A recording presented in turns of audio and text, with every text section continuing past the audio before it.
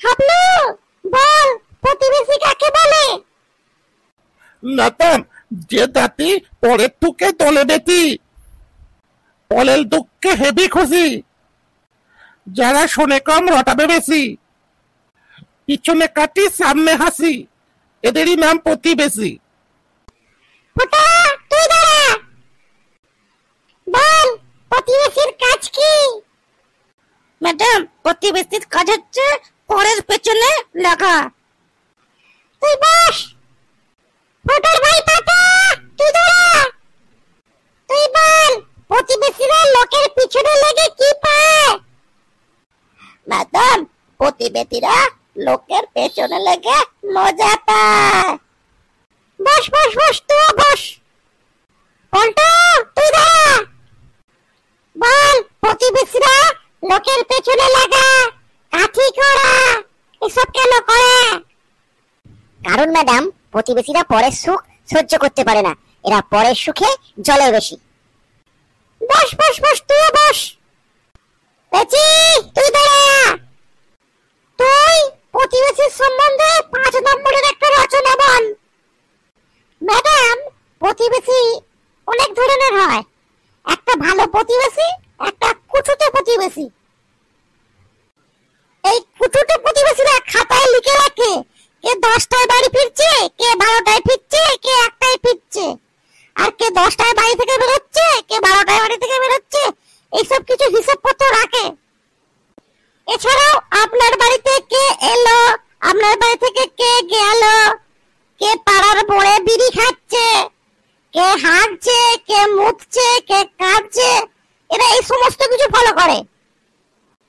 Madam, আমরা ব্রিটিশদের হাত থেকে মুক্তি পেয়ে গেলেও এদের হাত থেকে মুক্তি পাওয়ার কোনো রাস্তা নেই। এরা একদম জোকের মতো পেছনে লেগেই থাকে। আমার জীবনে কি ঘটছে, ঘটতে চলেছে, আমি নিজে না জানলেও আমার পাড়ার কুটুটে কাকিমারা সব আগে থেকেই জেনে বসে থাকে। আমি হয়তো ভুলে গেছি 5 বছর আগে আমার বাড়িতে একটা ছেলে বাইকে করে এসেছিল, কিন্তু আমার পাড়ার কুটুটে কাকিমার সবকিছু মনে আছে।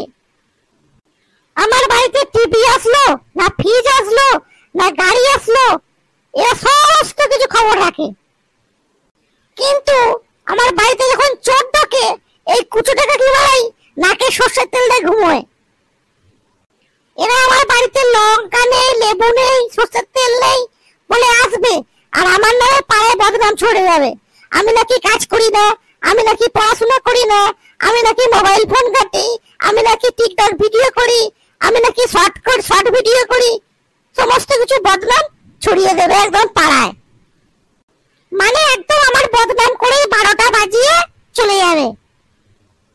নিজেরা পেট বার করে সারা দিন রাত এপাড়া ওপাড়া ঘুরবে, আর আমি একটু হাঁটু দেখানো জামা পরলে তার পথ ফেটে যাবে।